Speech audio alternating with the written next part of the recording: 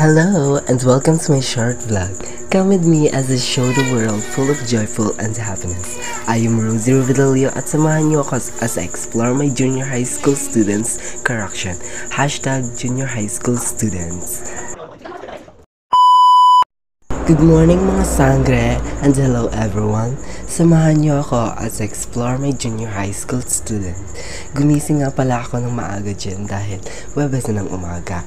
At syempre dahil ayaw magpalit ni sangre, nag-asikaso na ako. Ginawa ko muna nga dyan ay ang pang araw-araw kong gawain, ang aking routine. Samahan niyo ako. Sa sobrang nagmamadali ng ang sangre, binisan ko na dahil malilate si sangre.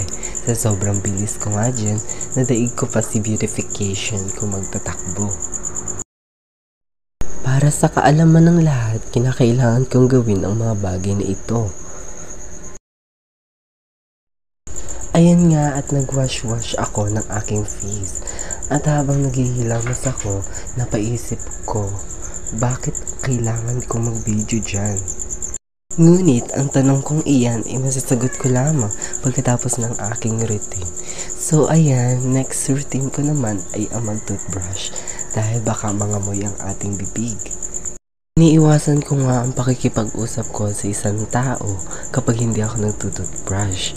So, kaya nga kailangan natin gawin ang bagay na ito para sa dagdag nating kaalaman.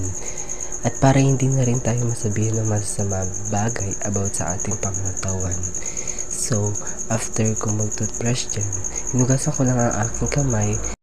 And then, nagpunas na nga ako ng aking muka para matuyo. Aminin, hindi nyo yan ginagawa, no? Ginagawa ko nga ang aking paghihilamos ay 2 beses sa isang araw. At ang pagbabrush ng teeth, pagbabaho na siya.